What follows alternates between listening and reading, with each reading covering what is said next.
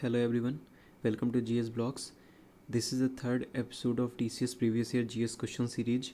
इससे पहले हम लोग 2 एपिसोड सक्सेसफुली कर चुके हैं. काफ़ी अच्छे क्वेश्चंस का कंपाइलेशन है वहाँ पर भी. तो आज बिना किसी टाइम वेस्ट के स्टार्ट करते हैं आज का लेक्चर. तो फर्स्ट क्वेश्चन है, मॉडर्न मीरा किसे कहते थे? तो मॉडर्न मीरा के नाम से जाना जाता है महादेवी वर्मा को. सेकंड क्वेश्चन इससे रिलेटेड ये है कि अगर जीएस में नहीं भी आएगा तो हो सकता है हिंदी में आ जाए कि महादेवी वर्मा कौन से युग की कवियत्री थी. तो ये छायावाद की कवित्री थी. बाकी इनकी जो फेमस रचनाएं हैं वो यम, नीरजा, सांदगी, दीपशिखा, ये सब इनकी महत्वपूर्ण रचनाएं हैं. नेक्स्ट है, ज्ञान प्रसारक मंडली की स्थापना किसने की थी? तो ज्ञान प्रसारक मंडली एक इम्पॉर्टेंट संस्था थी जिसकी स्थापना की थी दादा भाई नौरोजी ने. तो दादा भाई नौरोजी को great old man of India भी कहा जाता है. प्लस जैसे अपने यहाँ लोकसभा है संसद की, वैसे ही इंग्लैंड में हाउस ऑफ कॉमन्स था, तो वहाँ पर ये उसके मेंबर भी इलेक्ट किए गए थे. नेक्स्ट एक और भी इम्पॉर्टेंट चीज़ है, वो इनकी book poverty and un-British rule, ये बहुत ही ज़्यादा इम्पॉर्टेंट बुक है दादा भाई नौरोजी की. नेक्स्ट है, अंतर्राज्यीय परिषद की स्थापना कौन करता है? तो अंतर्राज्यीय परिषद की स्थापना करता है राष्ट्रपति. अब अंतर्राज्यीय परिषद होता क्या है? तो अपने लोग, जैसा कि हम जानते हैं कि यहाँ भारत में एक संघीय व्यवस्था अपनाई गई है जिसमें कि केंद्र और राज्य मिलकर पूरी व्यवस्था का चालन करते हैं. कई बार ऐसा होता है कि राज्य और केंद्र में आपस में कई बातों पर मतभेद उत्पन्न होता है, तो कि एक ऐसा प्लेटफॉर्म चाहिए था जिस पर आकर राज्य और केंद्र आपस में बात कर सकें. तो 1988 की बात है, एक आयोग आया था, सरकारिया आयोग. कई बार क्वेश्चन पूछा जाता है कि सरकारिया आयोग किससे संबंधित है, तो इसका आंसर यहाँ पर मिल जाता है कि सरकारी आयोग केंद्र राज्य संबंध से संबंधित है. अब केंद्र राज्य उसने जो रिपोर्ट अपनी दी उसने बताया कि कहीं ना कहीं हमारी प्रगति में बाधा ये है कि केंद्र और राज्य आपस में मसलों पर बात नहीं कर पा रहे हैं. तो ऐसे में एक संस्था बनाई गई जिसका नाम था अंतर्राज्यीय परिषद. अब अंतर्राज्यीय परिषद को अपॉइंट कौन करता है? तो वो करता है राष्ट्रपति.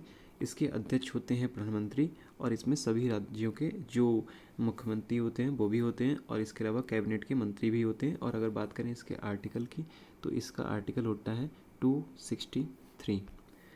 नेक्स्ट इज, जीडीपी प्रति व्यक्ति के हिसाब से सबसे अमीर देश कौन सा है? तो जीडीपी प्रति व्यक्ति के हिसाब से अगर देखा जाए तो सबसे अमीर देश है कतर. जीडीपी क्या होता है? तो जीडीपी सिंपली किसी भी देश की सीमाओं में होने वाला वस्तुओं का उत्पादन और सेवाओं का जो एक फाइनेंशियल ईयर में पूरे जो टोटल रहता है उसको कहते हैं जीडीपी.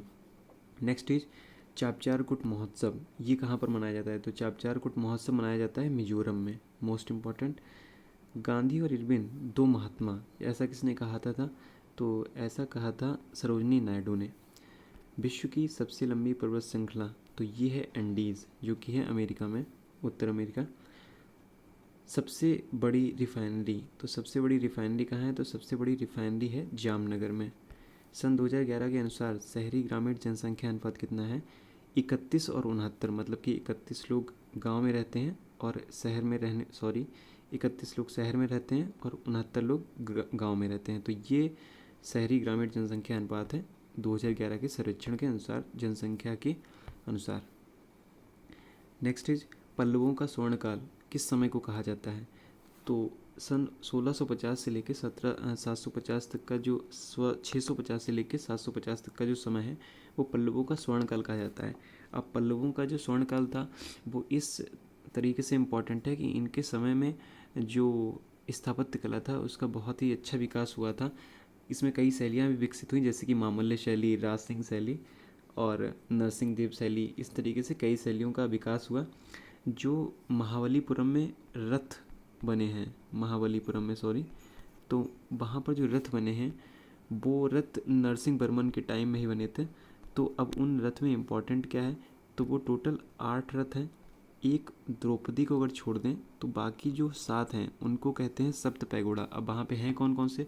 तो गणेश रथ है, अर्जुन रथ है, नकुल सहदेव रथ है, द्रौपदी है, गणेश है. तो इस तरीके से 8 रथ हैं टोटल.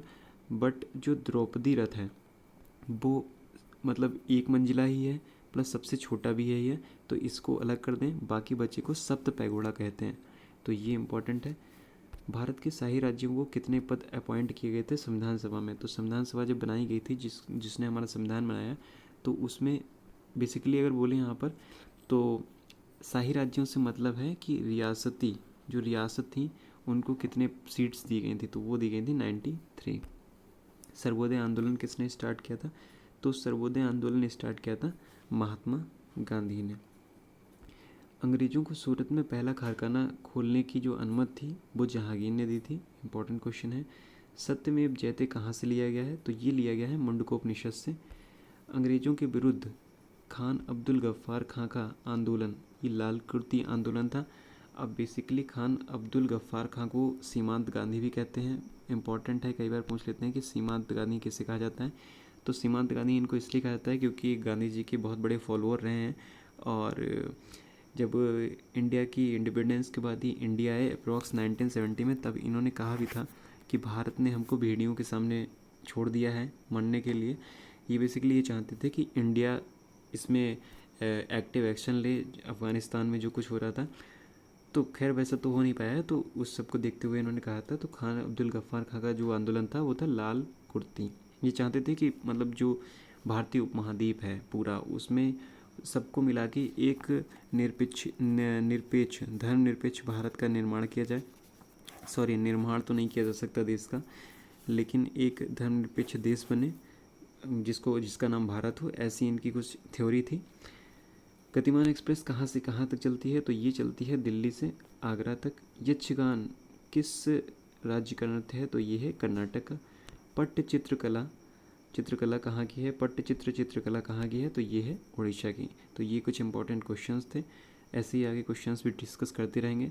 अगर आपको ये कंटेंट अच्छा लगा है तो चैनल को सब्सक्राइब कीजिए।